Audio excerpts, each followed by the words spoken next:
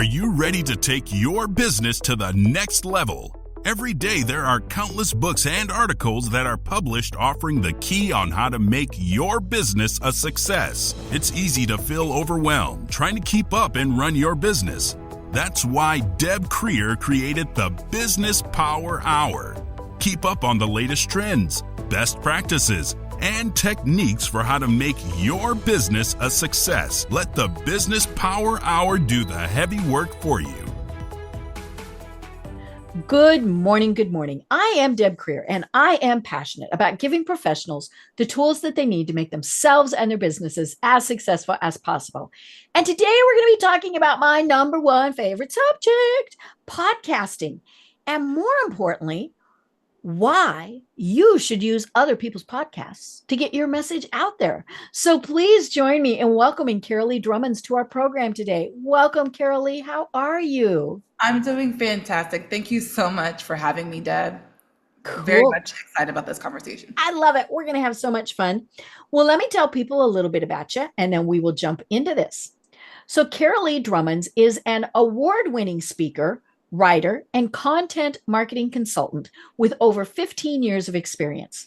As principal consultant at CMCG, she helps experts and consultants become magnets to their ideal clients using the power of other people's podcasts, or OPP.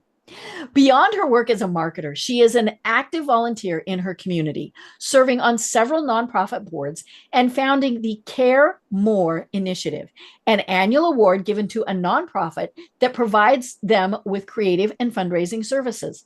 This initiative has provided over $60,000 in services since 2022. I love it. I love it. So, it's such fun. And we didn't hear an awful lot about you. So tell us more about how it is that you got to where you are today. It's kind of a crazy ride. I always say that I'm going to offer the abridged version. If you want the full we can have version, an hour. It is the Business Power Hour. Give me a glass of wine. But I'm originally from Jamaica. Don't let the accent fool you. Still very much connected to that. Mm-hmm. I moved with my family to Massachusetts. Mm-hmm. And from there, the way that I learned American culture mm-hmm. was through media. Okay. Through television, mm-hmm. movies, music, like I guess any other regular kid. Mm-hmm. But I was so obsessed with it because I wanted to sound mm-hmm. American. Mm-hmm. I wanted to, know what the cool things were. But then mm-hmm. I also realized through me going through studying that in college, the power of media, the mm-hmm. power of storytelling and messaging. Mm-hmm. And from there, it didn't matter what I was doing, whether I was in project management, mm-hmm. This is where the random, all over the place comes mm-hmm. in, project management for healthcare, whether mm-hmm. I was in higher ed, mm-hmm. corporate relations, whether I was in public policy and working in that arena mm-hmm. or doing nonprofit work. It all came back to mm-hmm. what are the stories mm-hmm. That these entities were trying to mm-hmm. tell? And I found myself, no matter what my position was, mm-hmm. being in the middle of that mm-hmm. and absolutely loving it. Mm-hmm. And so when the pandemic came, and as a good friend of mine likes to frame it, my job lost me. Uh-oh. Oh, no. I love that framing. Then I decided to bet on myself. Mm-hmm. And I first opened an agency, a marketing agency mm-hmm. that grew to, I think the height was 9 people. Wow. That we had on our team. Mm-hmm. Mm-hmm. And even through then, I really, really wanted to help people, business owners, mm-hmm. Specifically B2B folks, figure out how to best market their business mm-hmm. in a way that was sustainable. Mm-hmm. And that is where my love for anything that wasn't social media mm-hmm. came to be. Mm-hmm. And as I was growing my own business, I wanted to do what I wanted to do. Mm-hmm. I didn't like doing cold calls. Mm-hmm. So I just didn't. And I decided. Oh, yeah. Mm-hmm. Exactly. Right. So I decided instead to go to every event that I was ever known to make in my community mm-hmm. When I first moved here. Mm-hmm. And because of that, I just met a whole bunch of people. Folks decided, hey, you want to come on my podcast? And so I started going on different podcasts. Didn't think anything of it at first, had zero strategy other than going on and having a good conversation. Right. But eventually I started realizing how powerful it was to go on and actually talk, not just in sound bites that we're forced to do on social media. I was able to fully, hey, this is what I believe. This is how we approach it. These are our core values. And I actually started getting people that were in sales meetings with me talking to me about podcast episodes that they've listened to, right? One particular client I remember specifically said, hey, I was already sold after I Googled you and like saw all the things, read the articles, listened to, a couple of your podcast interviews. And so I realized, after kind of looking through our numbers, where are people coming from? It was mostly me going out and speaking to people as well as what we were doing on podcasts. Right. And so when I closed down my agency and went into full-time consulting, I really wanted to hone in on how can I actually help other people get off of this like hamster wheel rat race, any of the, whatever framing that we've been using for social media. And as I started to talk to more and more business owners, I spent 3 months doing market research. Wow. To make sure that the offer that I would have not only made sense to people, but it was actually a solution and it was tied to something that I've done or tried. And that's how OPP came to, came to be in existence, was thinking through how can I help folks who similar to me, don't want to be on social media every day, don't want to figure out how to do, new content every single day. Like, oh my goodness. Right. And this just, it's fit.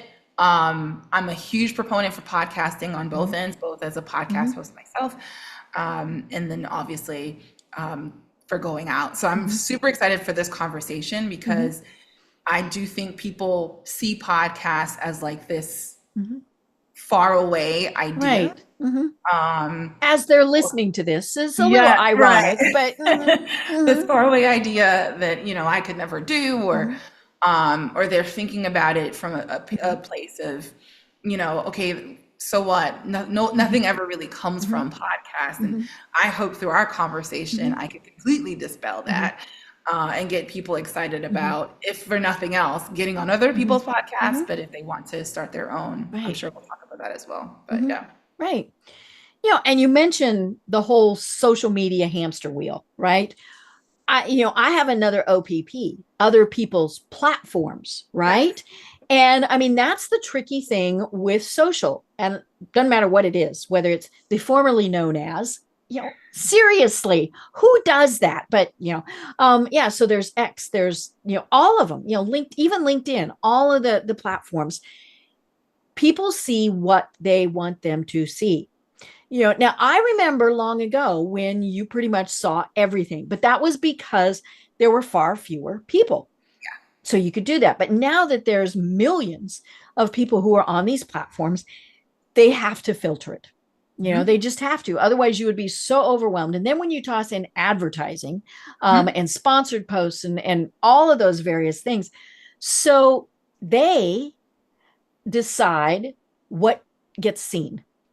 And, and there's, I stopped reading the tips about, post at 2 a.m.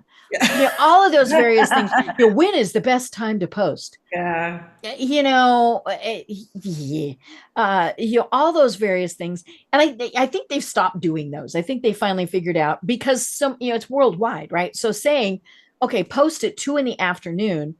Well, most of your people might not even be where 2 p.m. 2 p.m. might be noon for them, might be whatever. But yeah, you are literally at their total control. And so when we're spending hours, and this is what I do for a living, posting on social, so much of it never, ever gets seen. And that's just so incredibly frustrating. Yeah, 1 to 2% of what you post Right. on the internet, on any platform, gets seen by the folks that you know that follow Right. you. Right. And Even if you pay, it still doesn't mean they're going to read it. Might just pop up more in their feeds. yeah, I would say if anyone's going to do like doubling down on social media, you should definitely get an ad strategy. Right. And I would use organic social as a way to look to see what is gaining some traction. If there's types of posts, Right. a particular thing that then you use that for the ads, because if we're thinking about lead generation, organic social media is incredibly difficult Right. to actually get leads from, because you're competing against people who have an entire media team. My coach has a videographer, photographer, makeup artist, all Right. like people that are literal, their jobs is to create and curate this content. If you are a small business owner, even if you are in the multi-millions, you have a small team, you're concerned about making payroll. You're wanting, Right. Yeah. I mean, you don't have, influencer type back end for content. And so I would strongly suggest for the folks who are listening, who still want to kind of do the social media thing, I would strongly suggest that you start doing some ads, but don't put a whole bunch of money in it at first. Do it, set it up, and then pay an expert to review it.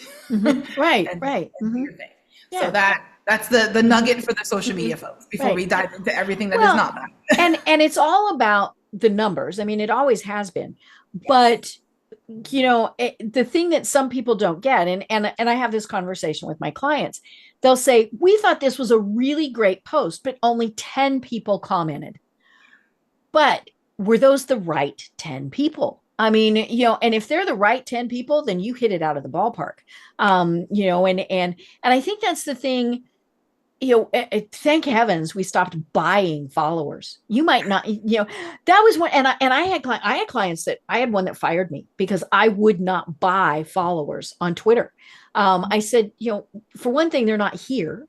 They're just, they're fake accounts. They're people overseas, all these, they're not real people. And more importantly, they're not real people who are going to buy what you provide. Because, and I said, and really, do we look? I mean, unless you are an influencer that can say, I have 2 million people, we don't care. I just want that content. If I'm going to wherever, I want to see what they're putting.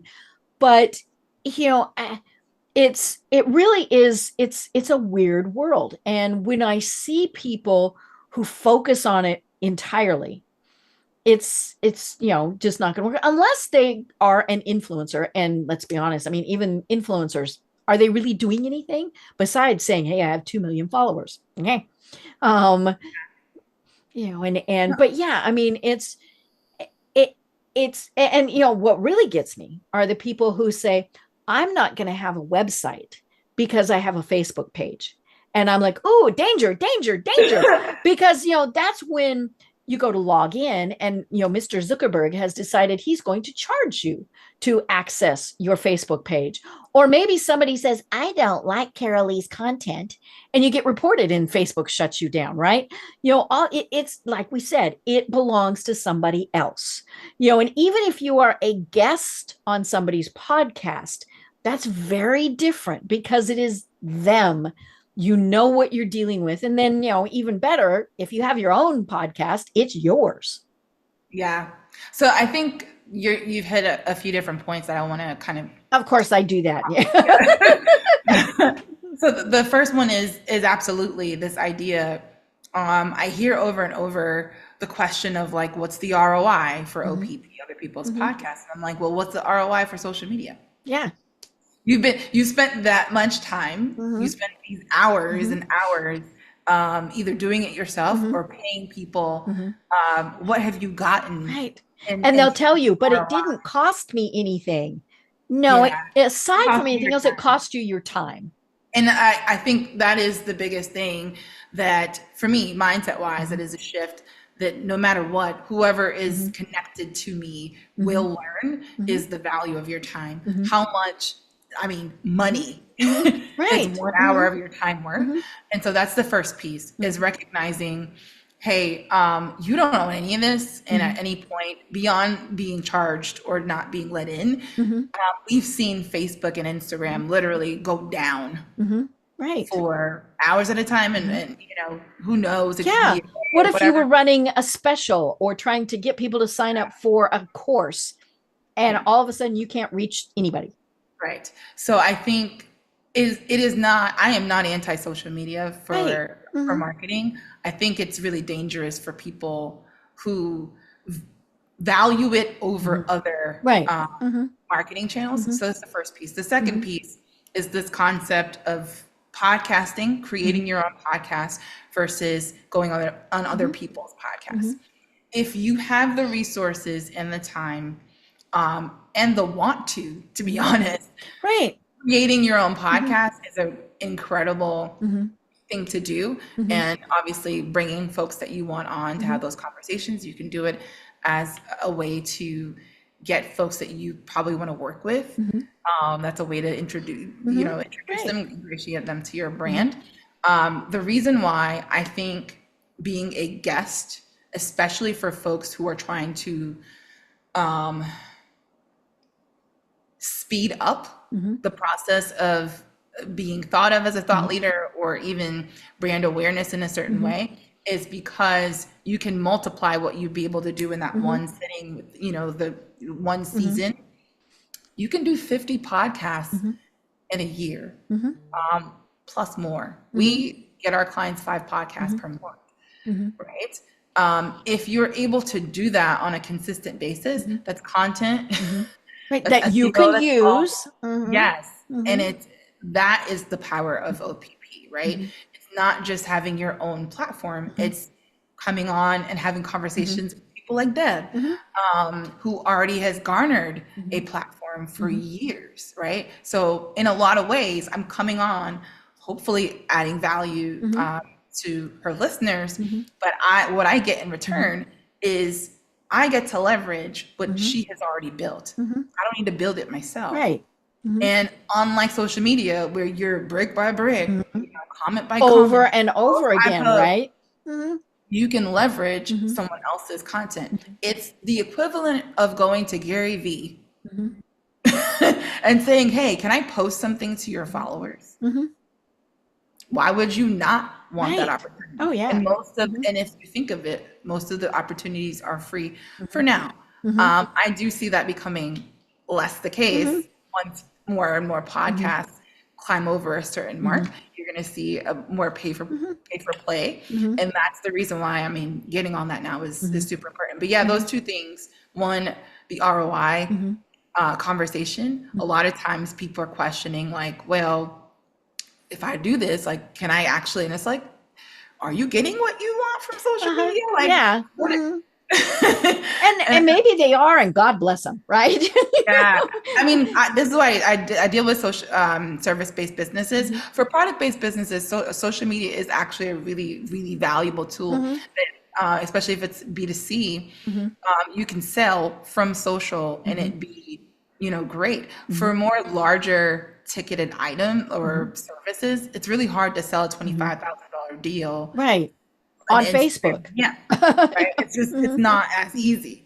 And you're also realizing, before I picked a coach, I mean, I Googled her whole life. Right. And looked through all of her stuff. And if you can give people the answers as to, is this person trustworthy?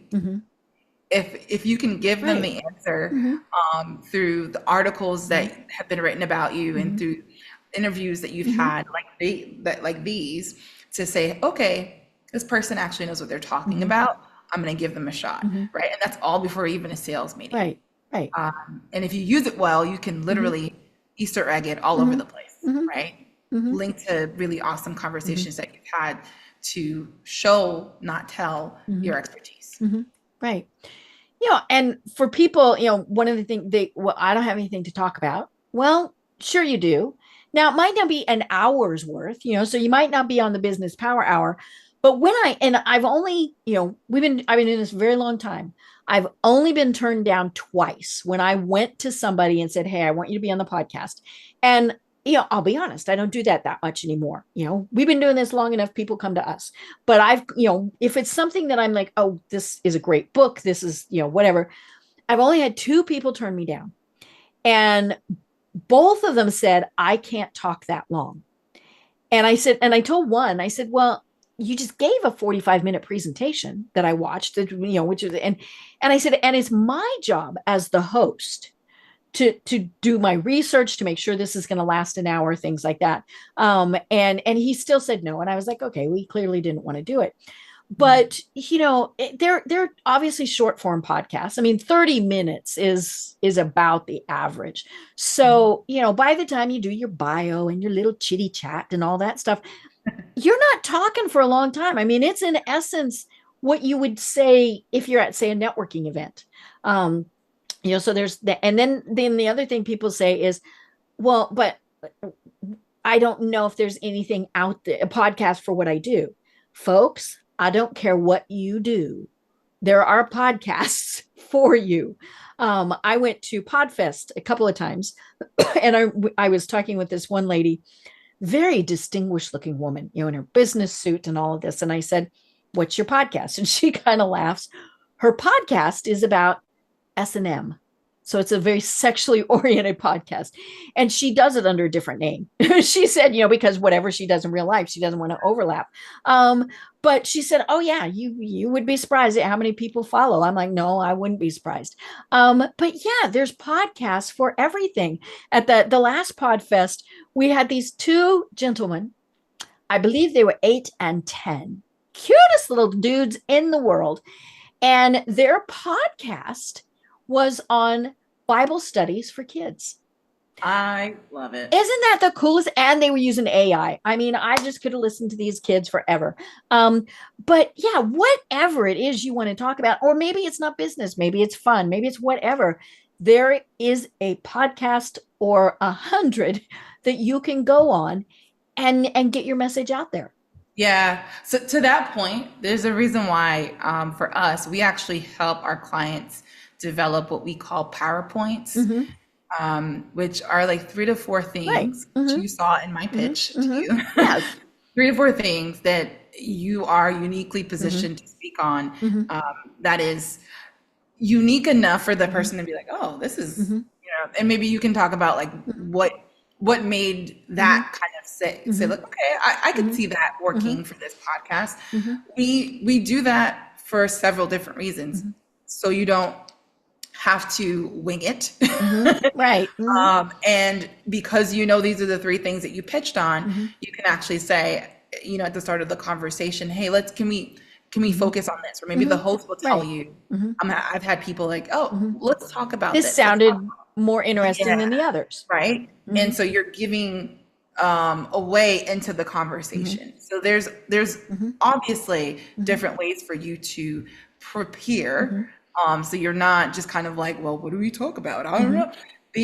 Your 3 PowerPoints are going to be things that you can talk about for like 3 hours. And we all have them as professionals, especially if you're an entrepreneur. You started your business because you saw some kind of a problem.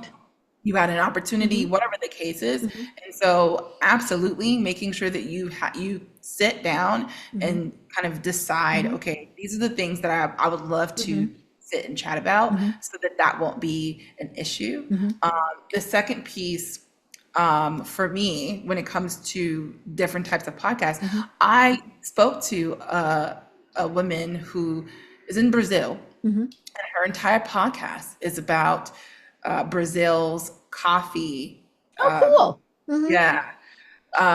Brazil coffee and the ecosystem related to that. So she talks a lot about just like the future of work as it relates to coffee bean production and all the things within Brazil and how it ties to geopolitical like it's a really interesting conversation, but it's Brazilian coffee. Like I've had bourbon people and Scotch people, well, he actually was Scottish, but he also produced Scotch. It was fascinating. Yeah. So it's, I mean, you really, when we say there are podcasts for everything, there are podcasts for everything. Right. I would strongly suggest if you're trying to use podcasts, other people's podcasts, as a way to build, your thought leadership, et cetera, the more niche, the better. And as much as you might be looking at the numbers, well, this podcast has over 500,000, but they might not have your ideal client. Right.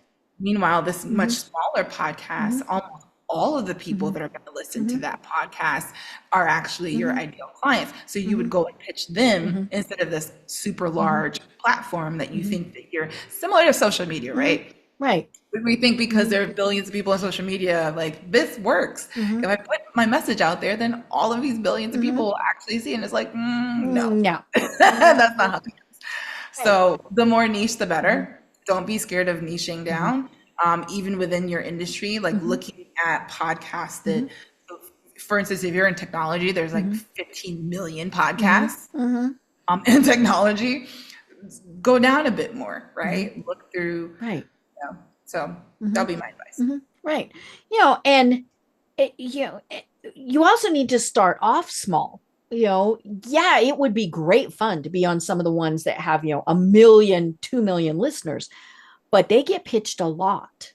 And I mean, we're not anywhere near that size. I mean, we are one of the stats say we're in the top 2% of business podcasts. I have no idea how they figured that out, but, but I'm going to pay attention to more people than the people who are gigantic.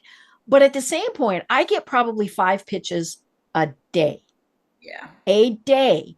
And my producer puts them all in a file.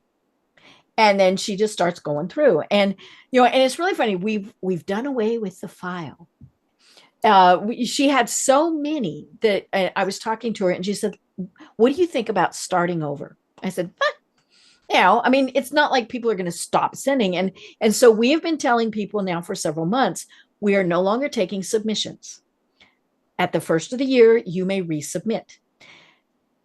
And we're not even keeping those, and unless it was one where we went, oh, that sounds really interesting. Let's, but then if they come back to us, they come back to us. If not, they don't. And that's the other thing that we have discovered is when we have held somebody for several months, they pitched and it just took us a while to get on the schedule. Things change. Sometimes they're not even with that agency anymore. If they were with an agency, or if now I do try, if say they're pitching a new book, well, you don't want to wait till, the book's been out for 6 months, but, there are definitely times where we go back to them and sometimes they don't even respond. Hello, folks, that's rude. If you're not interested, just say, hey, we're not interested right now. But when you're starting out, it's okay to start out with a smaller podcast, and again, maybe they have an audience of 25 people, but those 25 people might use their social to say, I just heard this fabulous podcast interview with Carrolee, and, and then it spreads. So don't, years ago, my business, I started doing public relations. That's my background. And I had a woman who had written a great book, it was this nice book, but her goal was, and this was the only thing she wanted me to do, was to get her on Oprah's show. This is when Oprah still was, had a real show. And I'm like, no. I mean, she sold 10 copies. I mean, this was, but, and I said, okay, that can be an ultimate goal, but let's get you on local media. Let's do this and this and this. And she wouldn't work with me because I wouldn't guarantee I could get her on Oprah. And one of the things I told her was, okay, say I get you on Oprah. Can you, now this is before print on demand with Amazon, and the other ones, I said, if you go on Oprah, can you provide 30,000 books overnight? And she of course went, nah. But yeah, it's okay to say, I'm going to go on the little local stations and build from there, because me as a podcast host and producer, I look at those. Now I've had guests who it's their very first time. So I try to really be nice, right? I don't want to scare them off and they never do this again. but I look at where they've been, and what experience do they have? So, and I don't, if they say, well, I was on Joe Rogan's podcast, okay, that's impressive. But if they were on, say, 30 local things, that might be more impressive. Yeah, I think that's a big thing too. And thank you for saying that because I am going to share this podcast with my folks. And that's really important for people to hear. Right. That Yes. you If you as were a podcast- guest, promote it. Yeah, yes, that too. But also that you do actually look at what Right. folks have already done, which only goes to show as you're building up, your podcast guesting prowess, I guess. It's good for you to do a bunch of smaller Right. ones. It's to the just get social your- proof. Yeah, exactly. To get your feet wet, to rework your messaging, to get stuff like tight, so that when you do come on a show Right. like this, you have your stuff together, you know what you're going to talk about, you know your PowerPoints, you know what you're trying to like get across, you understand what the mission is at that point. If you're starting off at, with the biggest platform that we could potentially get you that first month, then where do we go from there? Right. Yeah. Yeah. Because then if you don't get something higher, right, it's a disappointment. Yeah. So and granted, there are flukes every once in a while where, some big name goes, oh, they might have seen a local story, who knows, but yeah, for the most part, you got to build. Yeah. And it's not a bad thing. So I heard the same thing for speaking, right? Where it's like, well, you got to start in the auditoriums. Not necessarily, in the sense of if you're an expert, which frankly, that's who I work with. These are people that have been in whatever their industry is for over 10 years. They've built frameworks. They know their stuff left, right, and center. Like you don't have to start in a high school gym. You can go and actually pitch for more. But that's because you've been doing the thing. But speaking as a skill is something that you have to develop. And so as much as you could go and charge, $15,000 to be on this huge stage, people are going to look you up. So those same people that are looking for speakers for that stage are going to look and see what you've done before. So as much as you have the expertise, if you have no proof, really hard to actually, transition into that. And so that's what we're talking about when it comes to smaller podcasts, is not to say that it's a throwaway. It is genuinely the way that you're going to get yourself ready for these bigger platforms. Right. And I want to talk about your PowerPoints because this is so cool. You said, 3 to 5, folks, 3 to 5, not 15, not 20, or my favorites. Look it up yourself. I have been told that more than once. Or, the other one that's not quite so insulting, we're happy to talk about whatever you want to discuss. No. Now, I do my research. If it's an author, I read the book. Now, word for word, maybe not. But if I'm going to ask questions about the book, I need to have read it, right? I look at their website. I look at their social. I've gone to their LinkedIn accounts, all these various things. But don't make me have to figure out what to talk about. Because aside from anything else, I might pick something that you didn't want to talk about, right? So let me tell you it's not funny, but it is a story. I went on a podcast that I thought we were going to talk about marketing. I had told this particular person that I was transitioning from being in an agency. And pretty much I didn't give my 3 points the way that so we ended up just having a conversation that he wanted to have. Right. And what he wanted to have a conversation about was drama. Granted, there was no drama, but he created it. Oh dear. In his framing of the podcast episode. And it was about my business partner, who I still love. We're no longer business partners, but that's my friend. But the name of the podcast episode was like, when business partners beef, or what? dun, dun, dun, dun, right? And I'm like, I'm never promoting this. Not because it wasn't a good conversation, Right. but because the framing of it was just off. And obviously now the title is off. So when you don't give, and this is kind of like a life lesson, right? If you don't give people, what you want them to talk about, they're gonna create something, and it more than likely won't be what you want it to be. Right. So come prepared. I cannot say that enough. Well, and when, as the host, if I have found something different, I ask them before we ever get into the conversation, is it okay if I ask you about X? It might be new technology. It might be something that I found. I had a guest, and I've talked about her several times on the program. She she does, at that point, she franchised indoor miniature golf. Okay, that sounds kind of interesting, right? And so we, and so that was what she pitched. But the reason she started her business was where the interest was. She had been sexually abused by her father starting at age 4. And wrote a book about it. I read the book. They provided me with a copy of the book because it was that was why I had to get clarification from them. But the book, now all it would say is the monster came into the room. You didn't need any more details, right? I didn't want any more details. Yeah. But her business was called Monster Golf. And part of it was a way to get back at him and say, dude, I was successful no matter what.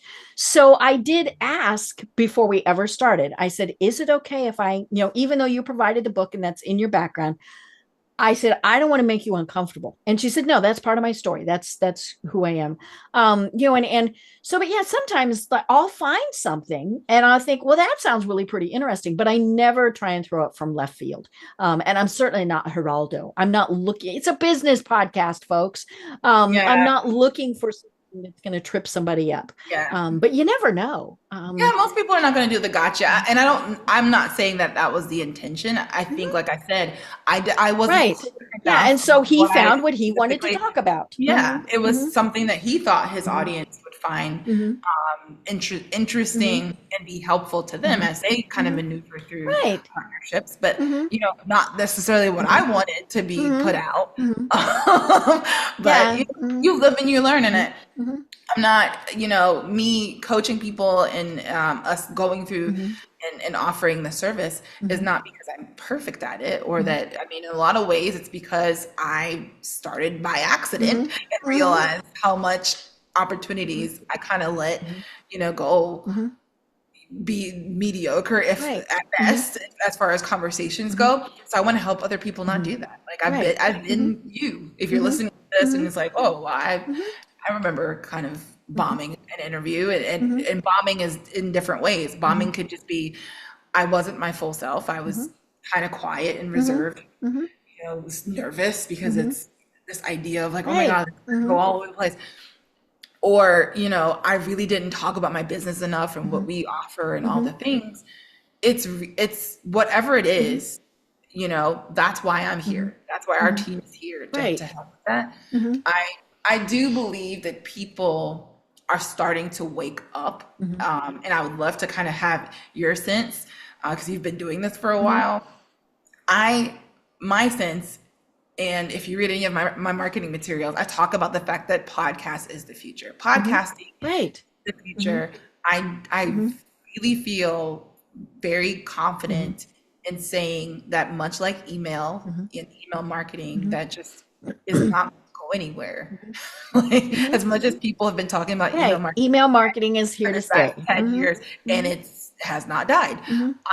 I feel like podcast is going to be the same thing where people are going to be listening to the podcast for as long as we have anything, because think about it, it's like radio.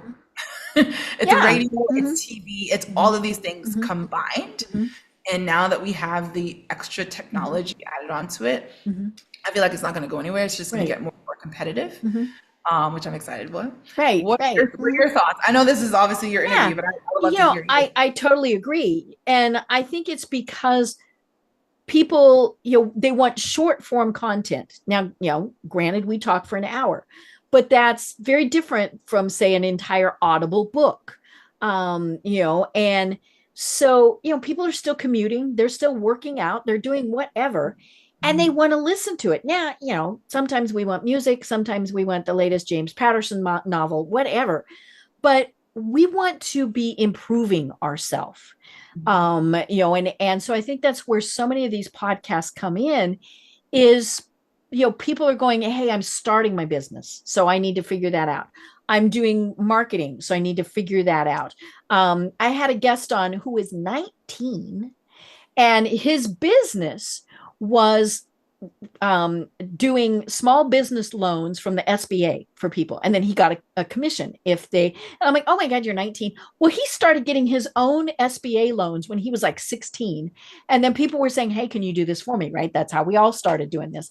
And it was actually very interesting. It was one of those where I was thinking this could be really fun. He's 19 years old. But it was fascinating to hear how he started the business. All of his buddies work for him, all this, it was just, but he's also, he talked about his business plan. He did all these things, tips for getting SBA loans. I mean, it was very interesting. You just kind of had to keep overlooking the fact that he was 19 years old. And, he's probably going to be president one day. And I can say, hey, I had him on my podcast way back when. But yeah, just like there's a podcast for everything, there are listeners for everything. And I think that's the thing that people need to remember is it doesn't matter what maybe you want to listen to the latest gardening tips. Okay, that's fine. Maybe you want to listen to, the newest AI tips. There's certainly lots of podcasts that are going to be talking about that. And so people, there's a demand for it. So why don't you, dear listeners, want to be the people who are filling that need? Yeah.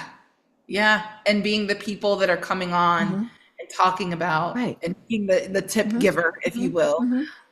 If your goal is to actually be viewed as an expert, here's the thing that I love about podcasts as well. It's really hard to fake. Social media, and I have literally seen this without like protecting the innocent, but like folks that come on a particular platform had barely used it ever. And then after 3 months, they're selling services about how to use the platform to make money. And I'm like, you what? You just started. And I think when you get on podcasts, one, you can see the person's face, you can hear their voice, right? You get to decide that whether or not that person actually knows what the heck they're talking about. And then after about 10-15 minutes, you can also decide, okay, this sounds like a load of garbage, or oh my gosh, I'm going to keep listening. Exactly. And so for folks that are actually experts, I think it's a great way, even if you're shy and you're not really the person that's going to go in front of an entire room and speak.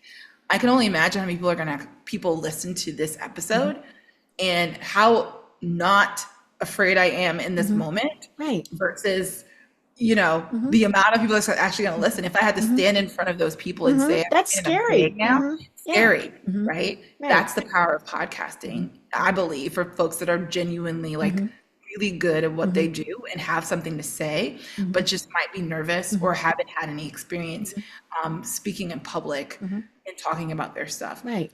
That's the reason why we focus with experts, because not everybody, we think they do because we're in the age of overexposure to everyone, but not everyone who actually knows what they're doing is out there and is putting themselves out there.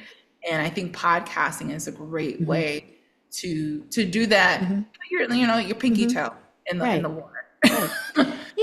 And you and I are just having a conversation. I mean, that's what it comes down to. No matter who all eventually listens to it, you and I are having a conversation. And that's where technology has been so much fun to watch through the years, because when I started, we were a live radio program. I trundled my little self into the radio station and we recorded it. The guests came in. That was great fun. That was in Denver. And then I moved to Atlanta. How rude, right? And so we did it on Skype and still did it as a live broadcast. Well, that worked 99% of the time. And when it didn't, it's failed spectacularly. Well, then we hit on, hey, let's pre-record. And then, Zoom came in, and there's certainly lots of other platforms that are out there. But, you and I, we see each other. We are sitting and chatting. I've got my water. I've been on somewhere I know somebody has like a glass of wine, all sorts of stuff. But we're just talking and we can see each other. And that's where this is fun. Now every once in a while I have a guest who says, I don't want this on YouTube. Okay, that's their choice. That is, I did have a guest one time who didn't want it on audio. I went, you understand the concept, right? Like while I really want to have a conversation with you, no, that's not going to work. But we're just talking. But you still, and as Carrolee said, you absolutely have to be prepared. You have to know what you're going to be talking about, have your speaking points. Are you going to be perfect to start with? No. Are you going to screw up after you've done thousands of them? Yes. And so that, and I do not go back and listen to my old podcast. Nope. No, I probably never do this again. Right. But yeah, the more you do it, the better you will get at it. And things like that. It's just like all of that. But yeah, it's you and I chatting. And so for people who are introverts, this is a great platform. And it's my job as the host to make them feel comfortable. That is a big part of it. But yeah, we're just talking. And then hundreds, thousands of people get the benefit of that. Yeah, I think that's the part that really stuck out to me when I first started doing this, because I was a new business owner. I had been doing marketing and branding for a very long time at that point. It's like 12 years. I knew nothing about business. Like I was still trying to build and figure things out. So coming on, I would say being on a stage would probably freak me out because I hadn't stepped in. And that's genuinely who I want to talk to. Those people that you've been doing what you've been doing, but you're just kind of nervous about what that looks like. We prepare you, get you all, ready, and then you're out. And like you said, the more you do it, the better you get at it. And I genuinely believe this is one of the best ways. And I know that you agree because you're a podcaster as well. Right. It's one of the best ways, whether you're hosting or going on other people's podcasts. It's one of the best ways to actually grow and build community. Because people feel like they know you, feel like they hear your opinions, they know how you view things, because it's not a soundbite. You've had time to explain and add meat to particular bones. I know for a fact there are people who still like, oh, you still own a marketing agency, right? And I'm like, no. And a great way to like get people to, hey, things are changing, is doing a bunch of these, going on a podcast tour, and then releasing all of that content, and people will be like, oh, okay, wait, let me go listen to that entire story, and they can hear, oh, okay, this is what happened. Obviously I didn't talk about my agency story here because it's not relevant on this podcast, right? But yeah, I definitely think that storytelling, getting people to get to know you and showing your expertise on podcasts is like the best thing. My opinion. And like we said, it's just two of us having a conversation. Now, it's still not easy. And I don't want to, I want folks to remember that you have to have prepared. You have to have your PowerPoints. You have to have your headshot. I mean, all of those various things. You have to have good equipment. Folks, you got to have good audio. Maybe the video cuts out, whatever. That's not the, unless that is specifically the format. You absolutely have to have good internet and audio. That is the game changer right there. But and lighting. Yes, I know. And mine, and it's funny. I tweak my lighting all the time because of my stupid glasses. And I take them off and then you see me squint, right? So that doesn't work. But it's not the cool thing maybe about everything is this is not a huge expense. I mean, my microphone is like $150 microphone. I use an earpiece. Apple AirPod thingy, those don't work they fall out of my ear, whatever. And I can't use a headset because it would mess up my hairdo. But so people use, they use whatever works for them. Again, you're not spending a ton of money on that, but make sure that you've got your message down, what you want to talk about, and that your audio is going to be good. Is it 100% perfect? No. We'll be talking along and it'll go right, because the internet gods do something. The squirrel landed on the wire. I don't care, whatever it is. But it's pretty simple to do that. And from the hosting side, we're still not talking a ton of money. Yeah. We are part of C-Suite Network, and so I pay them. And that is where it is hosted. That said, I have copies of everything because it's their platform. What happens if they all of a sudden change? Okay, I have my podcast.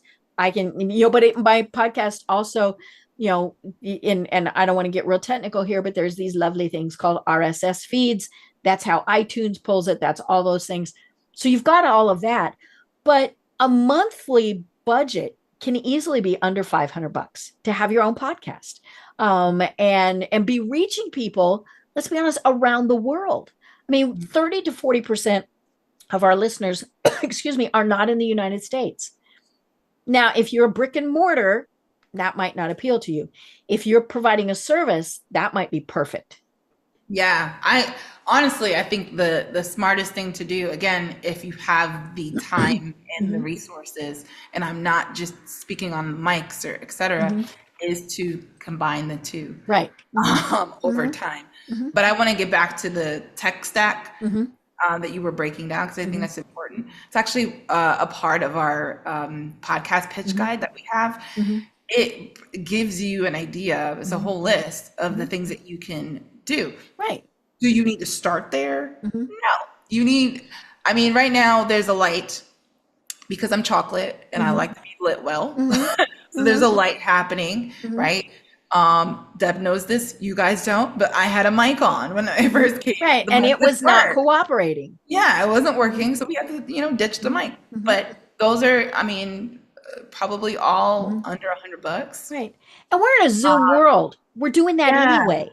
So I don't want, for anyone who's listening to this, thinking about those limitations. Tech should not be the limitation. If you want that list, it's available to you. Be able to, okay, I think I'm going to start with these two things. I would say beyond anything else, as Deb said, internet connection. The smartest thing for me, whenever I'm going and doing any of these, I close everything else out. Yep. Oh yeah. My Facebook is turned off. My email is turned off. All of those things. Yeah. Because that's a huge guzzler of, right. That's the first thing. The second thing, as she mentioned, the audio, test your stuff before you get on, or at the very least before you start recording, to make sure that there aren't any issues. The worst thing you could ever do is record something thinking it's fully, everyone could hear all the things, and then, you're miming. Right. Yeah. So that's super important. But yeah, I think that you're raising another piece. It's like, it's easier than I think people think. And again, because it's not something that is super popular like social media, we understand what you need for social media, maybe a Canva. You're going to create your graphics and and that's it, right? That's what you think. But you're not thinking about the hours that you're spending on Canva, trying to bend it to your will, get all your brand colors together. Right. And then you're using ChatGPT to create your captions, but it's not sounding human enough. So now you have to sit there and do all that's like, okay. Or you can go on one podcast that is an hour long and get 4 or 5 different reels. And that is content that you don't have to figure out. Yeah. And even if you wanted to just get like hey, I was just on the blah, blah, blah podcast. If you wanted to be that basic, you could, or you can tell a story that's connected to the reel. There's so much, when it comes to tech, that's that's there. The other piece that I wanted to make sure that we talk about as well is ways that you can actually leverage podcasts to see ROI when it comes to lead gen, et cetera. One of the things that I think people don't do enough of is plan for when the podcast is going to go live. Right. Yes, obviously you prepare before. You want to kill it on the actual podcast, but what happens after? I think a lot of people is like, well, I put a link on social media and said I was on a podcast and we're done, right? No. One, you want to give some kind of call to action. I've talked a lot, and I'm going to use myself as the example in the middle of this podcast. I've talked a lot about podcast pitching. Why? That is literally my business. That's what you do. Yes. What I do.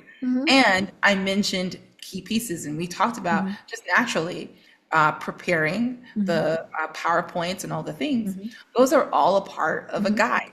And guess what we're going to talk about at the end of this whole thing, where it's like, hey, what is guide? Right? And what's going to be, in the links in the show notes?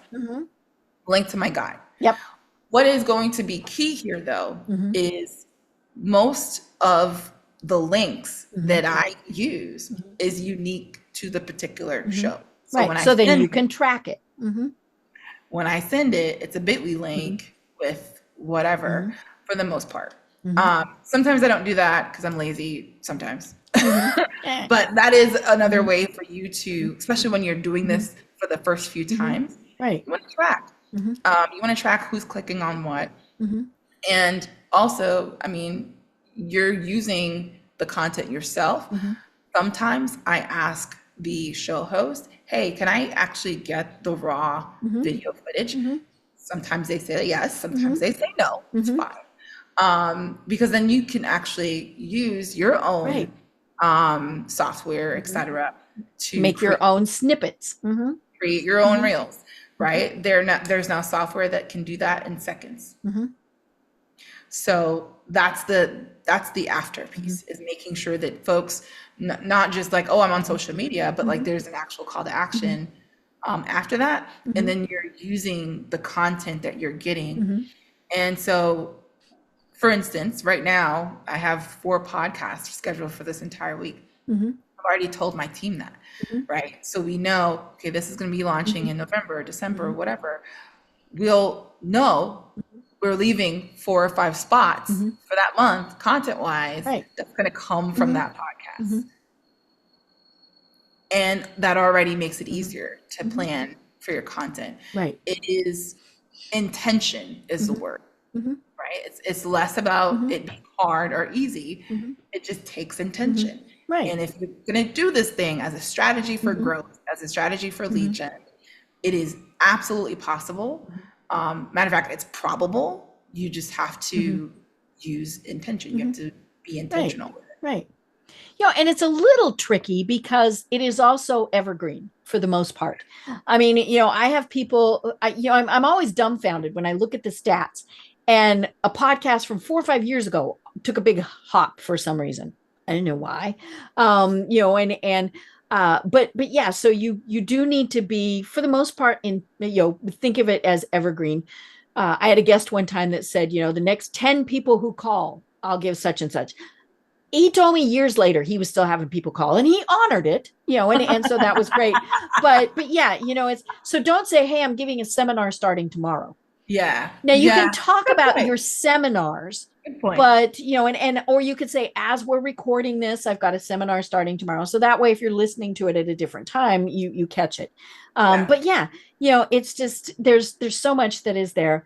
And oh my gosh, speaking of so much that is there, we're at the top of the hour, and we haven't covered everything. So we definitely have to have you on again. But what is, let's get to that call to action. How do people find you, and what are the services that you provide? Sure. So you can find me on social media. I'm not anti-social media fully. Let's get through the election. Speaking of timely, So you can find me at Carrolee Moore, actually. It's my maiden name. So CARROLEE MOORE on all what I like to call the grown up channels, which LinkedIn, Facebook, and sometimes Instagram, depends. So that's for social. As it relates to what I do, we help experts like you really get off of the social media hamster wheel and learn how to utilize other people's podcasts to get more leads and to actually grow their thought leadership. And for the folks who are not able to work with us on a consulting basis, where we either pitch for you or we pitch and do content for you, we also have a guide. And we will have a link to that. And you will have a link to that.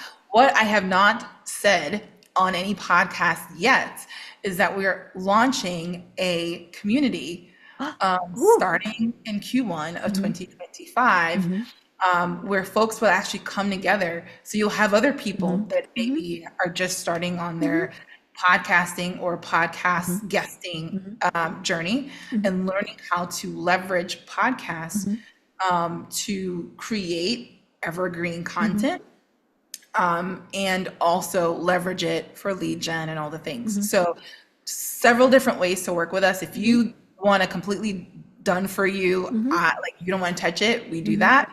If you want the guide where you kind of on your own do your thing, you got that. And then starting in 2025, you'll have the opportunity to work with myself as a coach and then a bunch of other really amazing business owners who are looking to kind of do the same thing. Perfect. So hopefully maybe I'll come back around that time and talk about the community and we'll break that down. But yeah. Very cool. I love it. I love it. Well, this really has been so much fun. And yeah, we love talking about podcasts, but it's not just that we're sitting here talking, right? Podcasts are important.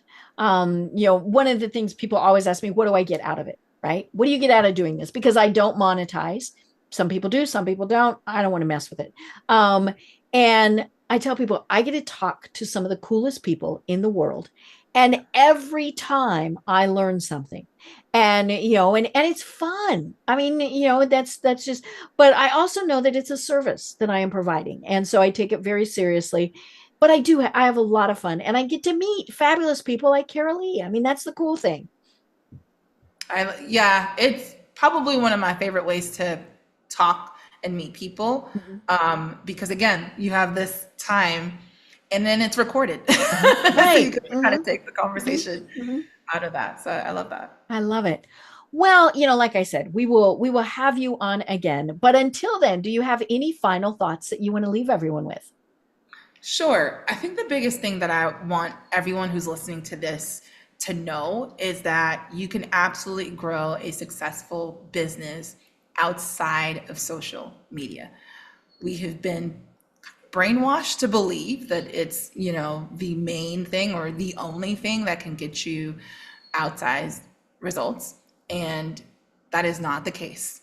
And so if you need someone else to tell you that, I'm here to tell you that you have to find the channels and the vehicles that actually are like life-giving for you, that you feel excited about, very similar to Deb, who's just doing this because she loves doing it. How do you actually enjoy marketing your business where it doesn't feel like a second job or a part-time situation? Find those things and do those things over and over and over again. That would be my one thing to folks today. I love it. I love it. Well, I can't wait until we chat again. But until then, I'm Deb Creer. I've been speaking with Carrolee Drummonds. And until next time, everyone have a great day. Tune in for our next program for even more trends, best practices, and techniques for how to make your business a success. The Business Power Hour, hosted by Deb Creer, is proud to be part of the C-Suite Network.